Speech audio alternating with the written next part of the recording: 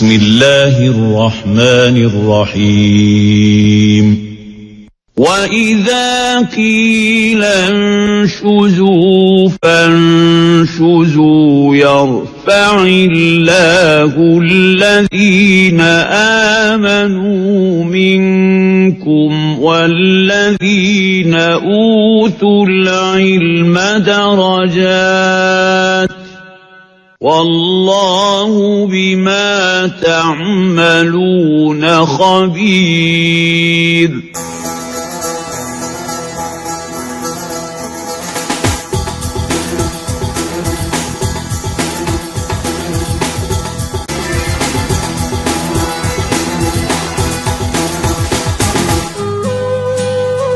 Assalamualaikum warahmatullahi wabarakatuh. Selamat pagi pemirsa Trans 7. Asana Ensiklopedia Islam Dunia pagi ini kembali hadir ke hadapan Anda. Selain berbagi pengetahuan, juga saling mengingatkan dalam kebajikan.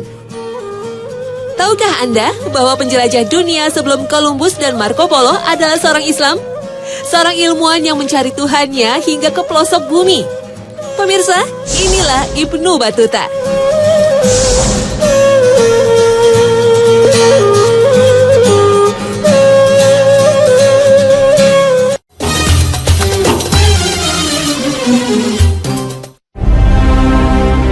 Bayangan Anda bila di zaman modern seperti saat ini masih ada yang berpikir bahwa bumi itu tidak bulat alias datar.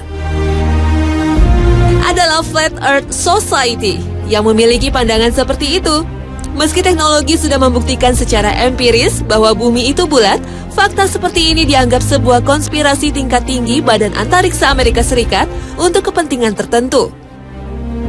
Salah satu teori terkemuka mereka menyebutkan bumi serupa piringan, di mana lingkaran Arktik berada di pusatnya. Sementara Antartika, sebuah dinding es setinggi 150 kaki atau 45,7 meter, berada di pinggirannya.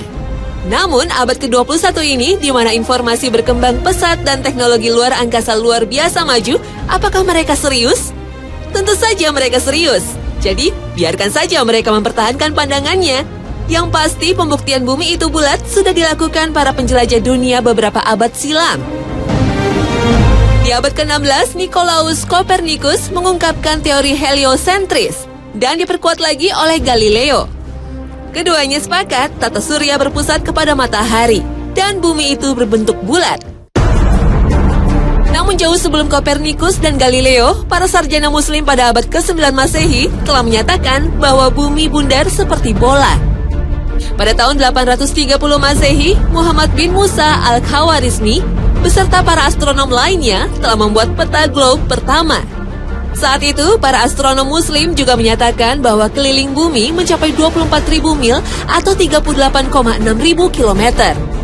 Hanya berbeda 3,6% dari perkiraan yang dilakukan para ilmuwan di era modern. Pada abad ke-10 Masehi, ilmuwan muslim bernama Abu Raihan al-Biruni mengukur jari-jari bumi yang mencapai 6.339,6 kilometer. Hanya kurang 16,8 km dari nilai perkiraan ilmuwan modern. Teori bentuk bumi bundar seperti bola juga dinyatakan geografer dan kartografer muslim Abdullah Muhammad Ibnu Al-Idrisi Asy-Syarif. Pada tahun 1154 Masehi, Al-Idrisi membuat peta bola bumi alias globe dari perak. Bola bumi yang diciptakannya itu memiliki berat sekitar 400 kg. Ibnu Taimiyah juga berpendapat bumi bulat dengan melandaskannya pada Al-Quran Surat Az-Zumar ayat 5. Allah Subhanahu wa Ta'ala berfirman, Dia memutarkan malam atas siang dan memutarkan siang atas malam. Selain itu, para ulama juga berpegang pada Surat Al-Anbiya ayat 33. Allah Subhanahu wa Ta'ala berfirman, dan Dialah yang telah menciptakan malam dan siang, matahari dan bulan. Masing-masing dari keduanya itu beredar atau falak di dalam garis edarnya. Kata falak dalam ayat itu, menurut para ulama, berarti bundar. Meskipun terlambat dibanding cendekiawan muslim, pemikiran Copernicus dan Galileo telah mendorong orang-orang Eropa untuk mengarungi lautan mencari daerah baru. Di antaranya Marco Polo yang menceritakan kisah petualangannya ke arah timur dalam bukunya yang berjudul Imago Mundi yang artinya citra dunia, dan Il Milline yang berarti sejuta keajaiban. Pada kedua buku ini dijelaskan tentang kekayaan yang melimpah di negeri timur yaitu Cina dan Jepang. Marco Polo telah menempuh perjalanan 8.050 km dalam petualangannya. Pada umur 17 tahun, ia berlayar ke timur bersama ayah dan pamannya Niccolo Polo dan Maffeo Polo. Ia menapaki Armenia, Persia, Afghanistan, melewati Pamirs, Mongolia, dan Cina. Di Mongolia, Marco Polo menjadi orang Eropa kepercayaan Kubilai Khan. Marco Polo menghabiskan perjalanannya ke jalur sutra selama 24 tahun sebelum kembali ke Italia. Selain Marco Polo, ada Vasco da Gama dari Portugis yang melakukan ekspedisi di tahun 1497 menyusuri sepanjang pantai Afrika Barat dan Timur menuju Samudra Hindia dan Laut Arab. Vasco da Gama tiba di Kalkuta pada tanggal 22 Mei 1498. Ia mendirikan pos perdagangan, membeli rempah-rempah untuk dikirim ke Portugis dan sebagian dijual ke negara-negara Eropa lainnya.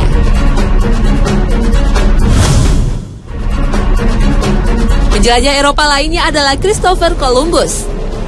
Pada tanggal 3 Agustus 1492, dengan menggunakan 3 buah kapal yaitu Santa Maria, Nina, dan Pinta, Columbus mulai berlayar mencari sumber rempah-rempah di dunia timur. Setelah berlayar lebih dari 2 bulan mengarungi Samudra Atlantik, sampailah Columbus di Pulau Guanahani yang terletak di Kepulauan Bahama, Karibia. Ia merasa telah sampai di Kepulauan Hindia Timur yang merupakan sumber rempah-rempah. Ia menamai penduduk asli di kawasan itu sebagai Indian. Terhitung 4 kali Columbus bersama Amerigo Vespucci berlayar dalam rentang waktu 1492 hingga 1504. Mereka dianggap telah menemukan benua baru yang diberi nama Amerika.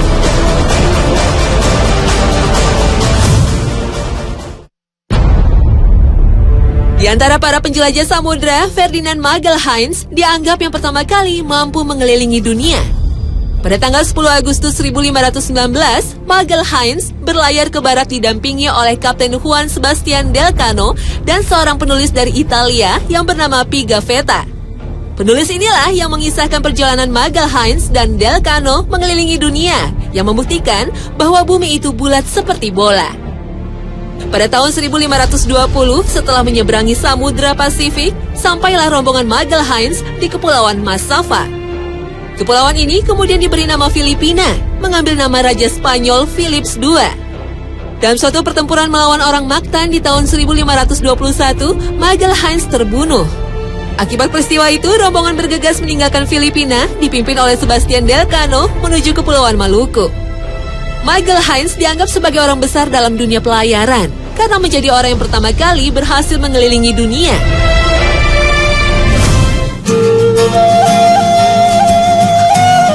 Nah, dunia Islam pun memiliki sosok penjelajah yang melegenda. Perjalanan panjangnya melebihi para penjelajah Eropa. Berikut ini kisahnya.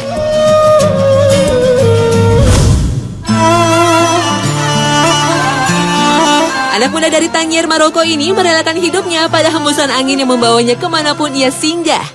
Napak tilas perjalanannya menempatkannya sebagai penjelajah dunia terbesar yang memiliki peradaban Islam dan dunia. Ia bernama Ibnu Battuta. Di pagi hari yang dingin, tahun 1349, seorang pria Arab berkuda lambat menuju gerbang kota Tangier di pantai Afrika Utara.